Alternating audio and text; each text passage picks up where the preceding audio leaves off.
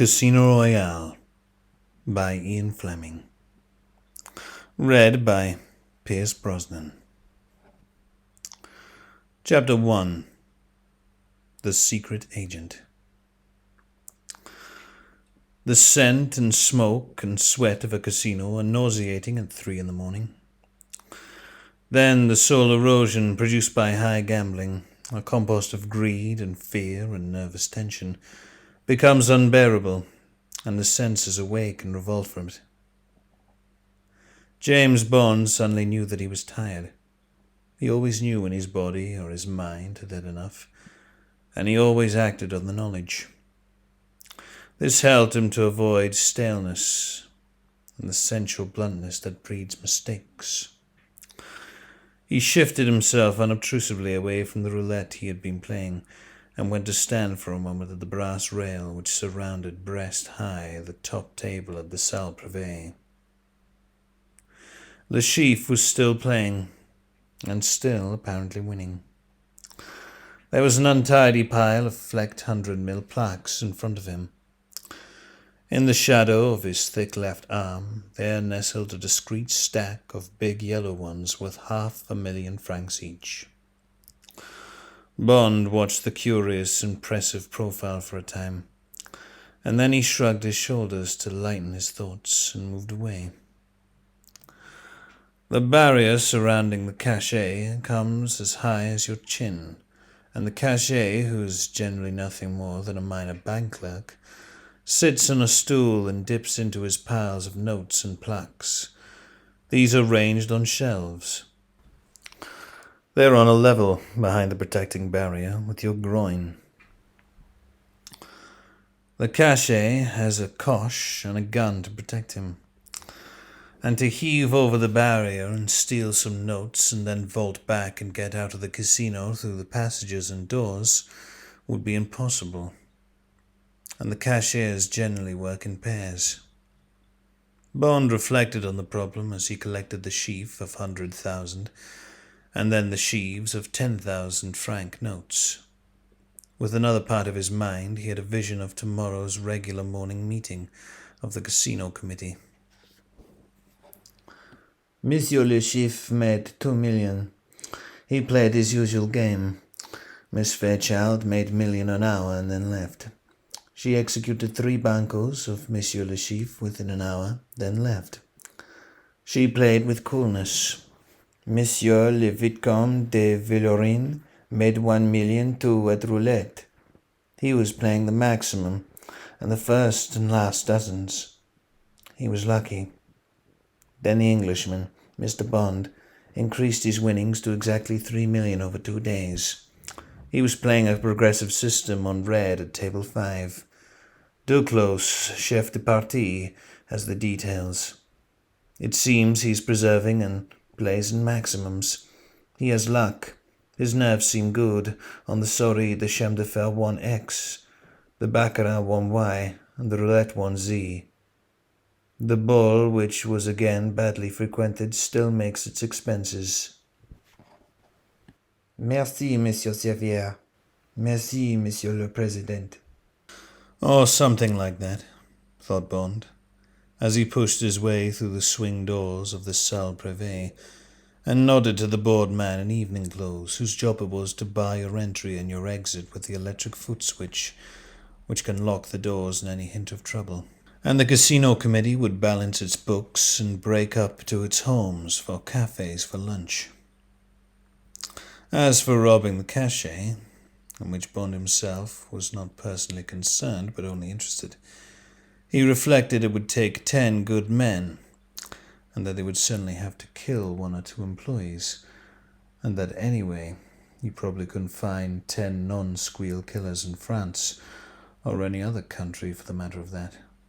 As he gave 1,000 francs to the Vesterie and walked down the steps of the casino, Bond made up his mind that Le Chiffre would in no circumstances try to rob the cachet, and he put the contingency out of his mind. Instead, he explored his present physical sensations. He felt the dry, uncomfortable gravel under his evening shoes, the bad, harsh taste in his mouth, and the slight sweat under his arms. He could feel his eyes filling their sockets. The front of his face, his nose and antrum were congested. He breathed the sweet night air deeply and focused his senses and wits. He wanted to know if anyone had searched his room since he had left it before dinner. He walked across the broad boulevard and through the gardens to the Hotel Splendide. He smiled at the concierge, who gave him his key. Number 45, on the first floor, and took the cable. It was from Jamaica, and read, Kingston, GA. Bon Splendide Royale Les Eaux Sin Infori. Havana Cigar Production. All Cuban factories, 1915. 10 million, repeat, 10 million. Stop. Hope this figure you require. Regards, Da Silva. This meant that 10 million francs was on the way to him. It was the reply to a request Bond had sent that afternoon through Paris to his headquarters in London, asking for more funds. Paris had spoken to London, where Clements, the head of Bond's department, had spoken to M, who had smiled wryly and told the broker to fix it with the Treasury. Bond had once worked in Jamaica, and his cover on the Royale assignment was that of a very rich client of Mers Caffery, the principal import and export firm of Jamaica. So he was being controlled through Jamaica, through a taciturn man who's head of the picture desk of the Daily Gleaner, the famous newspaper of the Caribbean. This man on the Gleaner, whose name was Fawcett, had been bookkeeper for one of the leading turtle fisheries in the Cayman Islands. One of the men from the Caymans who had volunteered on the outbreak of war, he had ended up as a paymaster's clerk in a small-town naval intelligence organization in Malta. At the end of the war, when, with a heavy heart, he was due to return to the Caymans, he was spotted by the section of the Secret Service concerned with the Caribbean. He was strenuously trained in photography and in some other arts, and, with the quiet convenience of an influential man in Jamaica, found his way to the picture desk of the Gleaner. In the intervals between sifting photographs submitted by the great agencies Keystone Wide World, Universal, INP, and Ruta Photo, he would get peremptory instructions by telephone from a man he had never met to carry out a certain simple operations requiring nothing but absolute discretion, speed, and accuracy. For these occasional services, he received £20 a month paid into his account with the Royal Bank of Canada by a fictitious relative in England. Fawcett's present assignment was to relay immediately to Bond full rates of the text messages which he received at home by telephone from his anonymous contact. He had been told by this contact that nothing he would be asked to send would arouse suspicion of the Jamaican post office, so he was not surprised to find himself suddenly appointed string correspondent for the Maritime Press and Photo Agency, with the press collect facilities to France and England on a further monthly retainer of £10. He felt secure and encouraged, had visions of a BAM, and had made the first payment on a Monis Minor. He had also bought a green eye shade, which he had long coveted, and which helped him to impose his personality on the big picture desk. Some of this background to the cable passed through Bond's mind. He was used to oblique control and rather liked it. He felt it feather-bedded him a little, allowed him to give or take an hour or two of his communications with M. He knew that this was probably a fallacy, that probably there was another member of the service at Royale Les Eaux who was reporting independently, but it did give the illusion that he wasn't only 150 miles across the channel from that deadly office building near Regent's Park, being watched and judged by those few cold brains that made the whole show work. Just as Fawcett, the Cayman Islander in Kingston, knew that if he brought that Morris miner outright instead of signing the hire purchase agreement, someone in London would probably know and want to know where the money had come from. Bond read the cable twice. He tore a telegram form off the pad on the desk. Why give them carbon copies? And wrote his reply in capital letters. Thanks. Information should suffice. Bond. He handed this to the concierge and put the cable signed De Silva in his pocket. The employers, if any, of the concierge could bribe a copy out of the local post office, if the concierge hadn't already steamed the envelope open or read the cable upside down in Bond's hands. He took his key and said good night and turned to the stairs, shaking his head to the liftman. Bond knew what an obliging danger signal a lift could be. He didn't expect anyone to be moving on the first floor, but he preferred to be prudent. Walking quietly up on the balls of his feet, he regretted the hubris of his reply to M via Jamaica. As a gambler, he knew it was a mistake to rely on too small a capital. Anyway, M probably wouldn't let him have any more. He shrugged his shoulders and turned off the stairs into the corridor and walked softly to the door of his room.